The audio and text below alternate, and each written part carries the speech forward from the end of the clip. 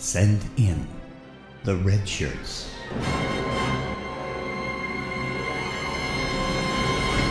Hey everyone, it's Q Storm of the Red Shirts. I'm in full effect. I'm sporting my red shirt, sporting my Discovery Command badge that I got at Ticonderoga at the Star Trek Studio Tour. And this is the Discovery badge Command track, which brings me to why I'm doing this video. Now, even though I'm still in New Jersey, I'm still in the Airbnb, I'm still using my iPhone, I just couldn't wait to get home to do this. I had to do this now. And this is about the show Discovery. You know, I'm kind of sick and tired of hearing everyone complain about the show, talking about how it's not Star Trek, and complaining about the character of Michael Burnham. I'm tired of hearing people complain about how SJWism has taken over the show, simply because there are more people of color in the cast, there are people of the LGBT community in the cast, that there's a female lead on the show, that the show's too dark, that the show is not Star Trek. Now, I don't mean to start any trouble. I'm not a troublemaker, but I just want to address some of these complaints. One, that Discovery is not Star Trek. Well, this is very simple. It is Star Trek. You know why it's Star Trek? It's because it's owned by CBS. CBS is producing it. It's on their platform. They are the stewards of Star Trek. Now, if you want to say it's not Star Trek, you should complete that sentence by saying it's not the Star Trek that you like, that you are familiar with, that you recognize. Because, bottom line, it is Star Trek. To be completely transparent, the J.J. Abrams reboots, I don't think those are Star Trek. But I'm going to be honest and say they're not the Star Trek that I'm familiar with, mainly because they had the gall to try to recast Kirk, Spock, Bones, Uhura. That's why that's not Star Trek to me. But even though I don't like it, it is Trek. Same thing with Discovery. Whether you like it or not, it's Trek. And to be honest, I loved TNG. I loved Voyager. I'm watching DS9 on Netflix right now. I haven't picked up on Enterprise yet. That's going to be a tough road to hoe. But they're all Trek, and I love them. But that was Trek in the 90s. Now, I'm an older gentleman, and I love me some Janeway, some Picard, Cisco, but that was the 90s Trek. Let's be real with each other. Trek has become irrelevant. It has become irrelevant to our society today. All of the ideals that Gene Roddenberry put forth, I still hold them true, but they don't resonate in the age of the anti-hero, whether we like it or not. The fact that they have produced this show, which is a little darker, goes against the norms of what we believe. The core values are still there as far as I'm concerned. Just because we're on the Discovery with a captain that seems to be unethical, that doesn't mean that all of Starfleet is unethical. This is just one captain. We had the same situation with Jellicoe, with the Pegasus, Riker's old captain on the Pegasus, with Captain Maxwell, Chief O'Brien's captain. There have been a lot of corrupt captains, or let's say not necessarily up and up captains on Star Trek. This is just a show that's decided to take it to the new level, which is where we are in today's society, like it or not. I find it refreshing, and I will say, if you're going to try to revitalize a franchise, a 50-year-old franchise, I can't think of any other way to do it. The 3 Kelvin universe movies did not do much to ignite Star Trek in the pop culture zeitgeist. More people are talking about this show than I recall anyone ever talking about those 3 Star Trek reboots. That's a good thing. Second complaint that I'm tired of hearing. Michael Burnham is not fit for command and makes bad decisions. Okay. If I hear one more time that she started this war, I'm just going to lose it. For those who keep saying she made a bad decision by putting on the spacesuit and jetting over to the array instead of taking a shuttlecraft, I clearly remember them saying that they were concerned that there may be enemy spacecraft lurking about, and that a shuttlecraft, and this is my speculation right here, that a shuttlecraft would emit a larger signature than someone, a human being wearing a spacesuit. That's why she wore the spacesuit. That's why she did what she did. And when she got there, it was self-defense that she killed the torchbearer. She didn't do it on purpose. So I don't know why even the writers are saying she started this war. she tried to prevent the war. Now, her means were not the best. She did foment a mutiny. Let's talk about that.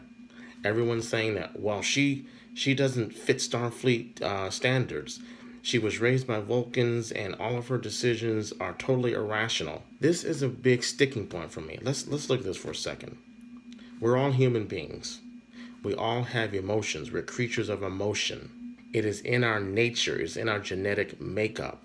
So then to put a human being into a society, a Vulcan society, where you are denied access to your emotions, or you are trained not to accept your emotions or to express your emotions, what does that repression do to you? Then, on top of that, your parents are killed by the Klingon race, and you come into contact with the Klingons after your organization, the Federation, not having dealt with them for eons. You come in contact with them. How do you think that will play out in someone who has repressed their emotions, not dealt with the death of their parents? Do you think that person might act irrationally, and that it might not be that hard to fathom that they would act irrationally? Have some of our actual veterans, bless them for their service, have they not come home and been subject to outbursts, emotional outbursts, even violent outbursts, that we who have never dealt with what they've dealt with, we can't understand? I believe it was the last episode, Letha, Lethe, I don't know how to pronounce that, but I believe Tilly says in that episode that, in reference to Burnham having grown up in a Vulcan society, that is a lot of pressure to put on a child. Yes, thank you. I understand, and I applaud the producers for having the balls to create this dramatic structure where we start off with a mutiny. How often have we seen that in Star Trek? So it's refreshing.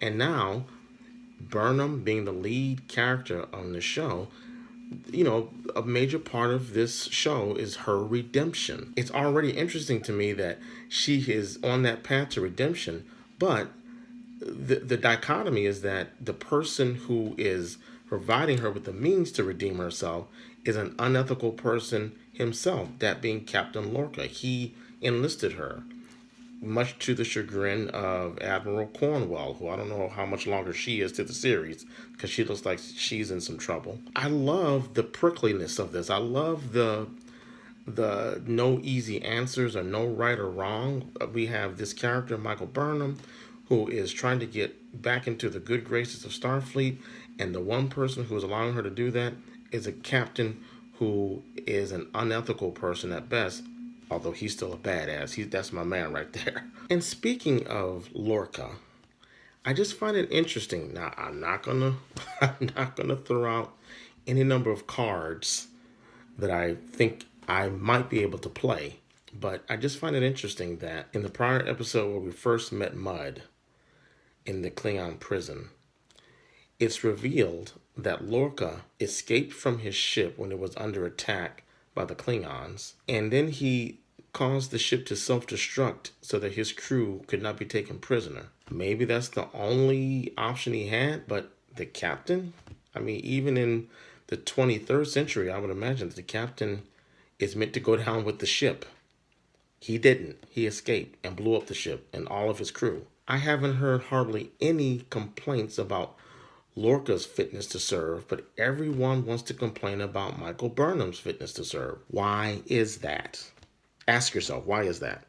I'm not going to say anything more, but as far as I'm concerned, we have two damaged people here, Lorca and Burnham, but both of them clearly have the skills to serve on a starship. Should they be serving on a starship? That's debatable, but I just find it a little disturbing that so much attention is focused on Michael Burnham and virtually none on Lorca. Having said that, again, this backstory with Lorca, I find it interesting. I want to know where they're going to go with that.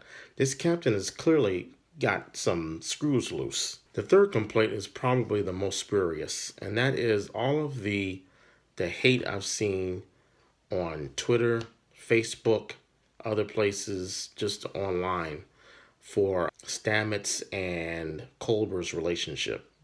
I'm going to make this brief. This Star Trek takes place in the 23rd century. It's amazing to me that in the 21st century, in 2017, we still are dealing with the same issues that we've been dealing with since the, 1700s, 1800s. When do we as a society get to the point where we say, it doesn't matter who you love, just be yourself. It doesn't affect me. It doesn't affect what I do. It doesn't affect my bedroom. So what difference does it make? And if we as Trek fans aspire to the vision that Gene Roddenberry provided us over the last 50 years, why the hell is this a problem? Anyone who has a problem with Culber and Stamets, you're not a Trek fan. You are not a Trek fan. Star Trek has been breaking molds since 1966. So if this is an issue for you, go watch another show. This is not the show for you. I applaud them for all the things they're doing on the show. It's refreshing. It's relevant. It's got the whole anti-hero thing going for it, which I'm not going to say I'm a fan of seeing that in all of my pop culture franchises. But we're talking about deep space, the unknown of space, the dangers of space, back when the Federation was in its infancy. So if you're going to have a dark series, it does seem appropriate that this would be the one where you would turn the tone on its head. Another issue that keeps cropping up for me is people asking me to give the Orville a chance. Maybe I will. Someone told me about a plot that did sound kind of interesting to me about the Orville runs into a race of people who are living on a ship, I believe, or something like that, and they think it's a planet. I don't know. It sounded very, Burnham Trek to me. Here's the thing.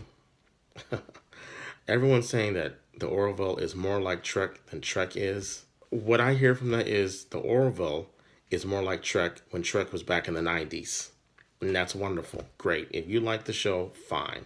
You can let Seth MacFarlane chase after Trek from the 1990s. Star Trek Discovery has moved forward into 2017 and beyond. So it's giving us a different Trek, a more relevant Trek. If I want to see stories that remind me of Star Trek in the 90s, you know what I'm going to do? I'm going to flip to Netflix and I'll watch Star Trek that was presented in the 90s. Or now I can watch it on CBS All Access. So I'm moving forward. Discovery is moving me forward with it. Complaints about the Klingons, how they look, complaints about the uniforms, how the technology is not in continuity with 10 years before Kirk. I was there. I was one of the main ones complaining. But now I'm thinking, the show is going to reveal some things that explains all that. The producers have said multiple times that this show will resolve itself and fit into the continuity of the original series. My theory is that the Discovery starship, as well as the Shenzhou, had it survived, that ship, the Discovery particularly, was outfitted with technology that was on an as-need-to-know basis. While we were watching the Enterprise D and the exploits of Captain Picard, maybe the holodeck in a rudimentary form did exist. Picard just didn't know about it. None of the crew of the Enterprise D knew about it. None of the crew of any of the other starships knew about it. Holographic communication did exist during Kirk's time. It just wasn't implemented on the Constitution-class ship. As a matter of fact, in the novel Desperate Hours, which I downloaded as an audiobook, they make the point to say that the Constitution-class ship, during the time that Pike was captain at least, while the USS Discovery was in operation, the Constitution-class ship did not have the ready room. Discovery has a ready room. So it just tells me that perhaps there is some continuity there. We're just being shown for the first time that some of this advanced technology did exist. We just didn't know about it. The uniforms that they're wearing now on the Discovery, they did exist. We just didn't know about it because we weren't privy to the Discovery while we were watching Captain Kirk bed down green female aliens. In closing, I'll just say this. I think I've made it clear that I'm not a fan of the Kelvin Trek movies, the Abrams reboots. I will go see them. Because it is Star Trek. I'll see it on general principle. I just can't allow myself to say I'm enjoying these films because you can't recast those characters. I am at peace with all the issues I had with Discovery that I've already laid out. Some of these things that I had issues with, There is a possible explanation, and I've already laid it out to you. But bottom line is, if I can watch the Abrams Trek films and accept that it's Trek and just realize that, well, it's not the Trek that I know and love. That's not the Kirk that I know and I'm familiar with. I don't see why everyone else can't watch Discovery and go along for the ride and just say to yourself, you know what? These are the stories that the producers want to tell. I'm going to sit back, enjoy it for what I can, and maybe I will find that they reveal some things that explain some of the things that I can't accept. If the show sucked, I will be completely right there with you. But it doesn't suck. The show is good. It's one of the best dramas on TV as far as I'm concerned. I belong to 5 or 6 Facebook pages devoted to Star Trek Discovery, and I found people on those pages that overwhelmingly love the show, and I count myself among them. So being that I'm also a Seinfeld fan, I'm going to end the show with a quote from George Costanza. Look, if you want to just keep doing the same old thing, then maybe this idea is not for you. And I'll tell you something else. This is the show. And there it is. All right, I'll talk to you soon. Bye.